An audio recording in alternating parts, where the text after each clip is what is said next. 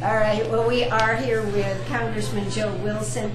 I tell you what, it is Caucus Night in Iowa. Yes. What do you have to say about all that, Joe? Well, I'm really hopeful that a record number of people, and I believe they will participate. But the great thing, Ann, is that South Carolina becomes the center of the world a week from tomorrow. And so the candidates will be coming through our state. We get to meet the candidates. We get to almost one-on-one. If people really want to, they'll be able to meet multiple candidates. And so I'm really excited. And for 10 days, South Carolina, again, will be the focus of international media, American media. And something that's occurred is that when people interview people in South Carolina, they find out that we're a composite of America. We've got people from every state, almost every country, who've moved here due to the quality of life. And so it's a lot of retirees. These are retirees and also mid-level business executives who have been transferred here. So it's really exciting, and to me, it makes South Carolina look very, very good. And then I believe whoever South Carolina votes for, that we will, again, in the tradition of Ronald Reagan, pick the winner. Pick the winner of, yes. of the primary, of the presidential of the candidate? presidential election. And so, and I'm glad you asked that because I'm in it to have a double meaning. We need to change the current president. His policies have failed on what's so important, and that is creating jobs. By spending the $1 trillion that he did on the stimulus, sadly, unemployment went above 8%, even though he promised he would not. And sadly, for 34 months, we've had unemployment over 8%. We have many families here who are hurting as people are listening to the radio today.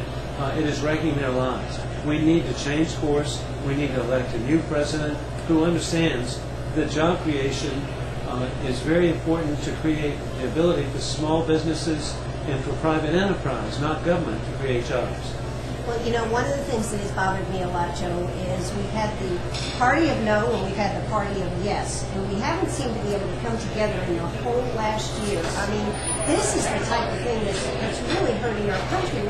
How can we get to a point? I know we have the presidential election in November, but we got a long time between January and November. We have to start changing the tide now. And it's really sad to me, but the good news is this: through talk radio, through the internet, through 24-hour news, people now know the truth.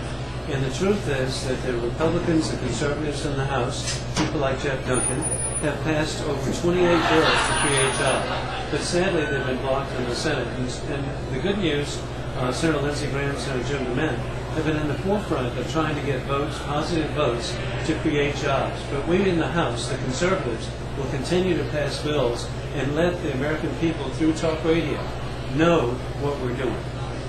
Well, that's, you know, I think that's good, but I just am so concerned about how we get where we're going. It's like passing the 2-month payroll holiday, whatever you would like to call it. I mean, and then the president sat there, Congress, people were waiting to see what was going to happen. In the end, nothing happened. We still had 2 months. And we worked very hard for a year, and ironically, the president said that there needed to be a 1-year payroll holiday. And sadly, he changed his mind for the 2 months. And something very significant is that the conservatives provided for a 2-year extension of the physician's reimbursement. That's very helpful to the senior citizens of our country. But sadly, the president changed his mind again just for 2 months. And this is very difficult on doctors. They don't know if they're going to be paid. And so this is so wrong. And we're going to go back and again point these issues out. But I have to tell you that the American people now know better because of the benefit of talk radio. Absolutely. Talk radio is a great medium. But what do you think about this $1.2 trillion? I think we've got to raise the debt ceiling, and that was part of the deal from August. I mean, the people are looking at this and going, now we were at 15, that'll mean 16. Where are we going, Joe? And the president has said that the level of spending is not sustainable. Sadly, he said that in February 2009, when the deficit was a gruesome $600 billion. He immediately then worked to double the deficit. And so if it was not sustainable at $600 billion, our country is at risk. The young people of our country are at risk, senior citizens, the value of the dollar. Think of Social Security if you were to cut the value of the dollar in half, and Social Security then would be cut in half. And so we need to change course. And I am very concerned that what the president has come up every time is to borrow more, tax more, spend more, which destroys jobs. The Obamacare is a threat to our senior citizens. The end result of this will be denial of services, it will be waiting lists, ultimately it will be catastrophic for the senior citizens of our country. Now, what about the pipeline? Do you think that that is going to be able to get passed? You and I talked about that a 3 weeks ago. Yes. And in 2 months, is that something that will be on the board? I'm afraid the president is hostage to extremists. And these extremists are against any form of fossil fuel. And you need to understand, they live in high-rise condos in San Francisco, Chicago, New York, Boston. And so when they think of people driving a car, they think it's for leisure, for relaxation. They don't understand that the people who live in South Carolina, Georgia, we commute to get to jobs. And so the president promised to skyrocket energy costs under the belief that people would use other forms of energy. Well, the other forms of energy technologically are not there. So this puts the American people at risk. And what about Iraq? It seems to me that things look like they could be happening over there. Are they going to be able to handle it? Didn't we pull out too soon? I believe that we should have, and I agree with Senator Lindsey Graham. He and I both are Judge Advocate Generals in the Guard. That the president should have pushed for a status of forces agreement, which would allow American troops to back up by way of training the Iraqi forces. We don't need to have American troops. This is good news. In the front lines. The Iraqi security forces are trained, but we know that there is intrusion by Iran.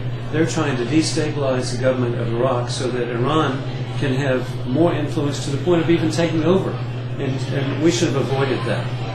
Absolutely. Now, of course, it's Caucus Night. Any idea on who's going to end up there? And hey, it's the great thing is I understand the weather's good, so there should be a great turnout. And hey, can you imagine bad weather in Iowa? That means 2 feet of snow. But the good news is that I believe that people will get involved. But the best news, of course, is we have New Hampshire, and then the most important state of them all, South Carolina. And the attention to our state begins next Wednesday, January the 11th. The primary is on January 21st. I hope people get involved. South Carolina has made such a difference electing presidents. We need to get involved again and elect a new president in November. But do you have a favorite, Joe? I have to tell you, I have a personal favorite, and Congresswoman Michelle Bachmann is a dear friend of mine, and she's a wonderful lady.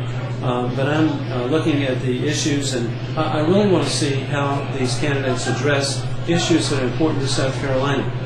They're different than what they are in Iowa. They are different, and what we have is a president who has been attempting to destroy jobs in South Carolina at Boeing. We have a president who has attempted to cause havoc for the Savannah River site by closing Yucca Mountain.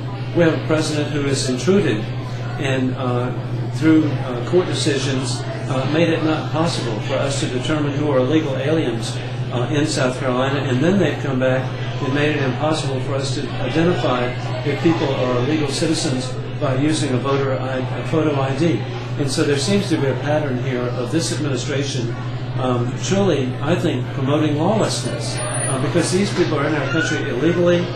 We could not go to another country. Every country on earth has immigration laws. We need to enforce our laws, and sadly, the president has been working very hard not to enforce laws in our country. And these people come to our country and take jobs from American citizens. And we have 25 million citizens in America today who are looking for full-time employment who can't find it. And one reason they can't find it is because we have illegal aliens coming and working under the table for less than Americans would work. It's not right. And sadly, the current president needs to be changed.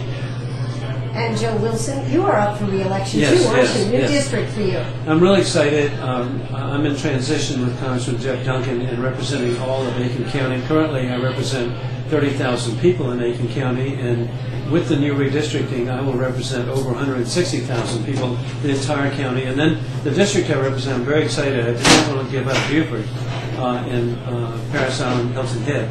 But the new district, I gain 130,000 people in Aiken County. I go from 10 counties to 5 counties. I'm very grateful to continue to represent Barnwell County. Then I represent my home county of Lexington. I represent the suburbs of Columbia and Richland, and I represent Western Orangeburg.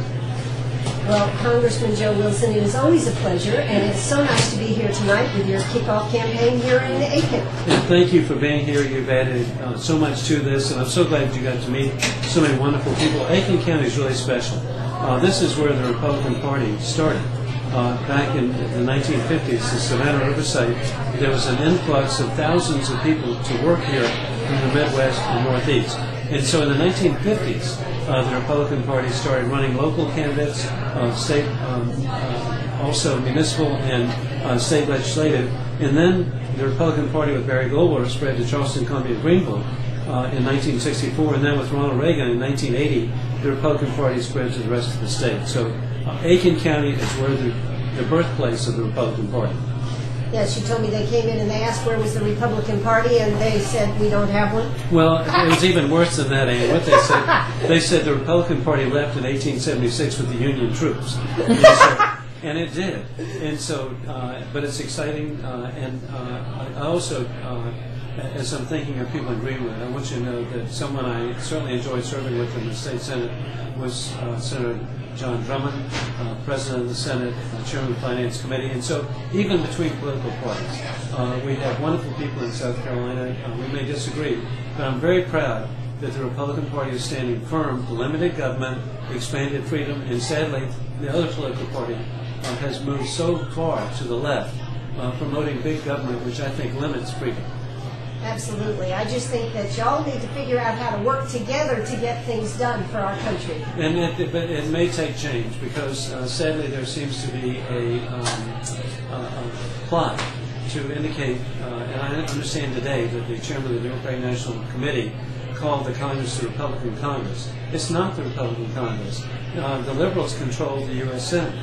It is, as you said, we should be working together. And I'm really hopeful that with the leadership of Jim DeMint and Lindsey Graham, that there will be legislation. We've passed 30 bills to promote jobs, and sadly they've not been taken up by the liberals in the Senate. We will pass more with the benefit of talk radio, internet, 24-hour news. The American people will know the truth. Thank you so much, Congressman Joe Wilson, and good luck. Thank you, and Happy New Year. Same to you, Joe.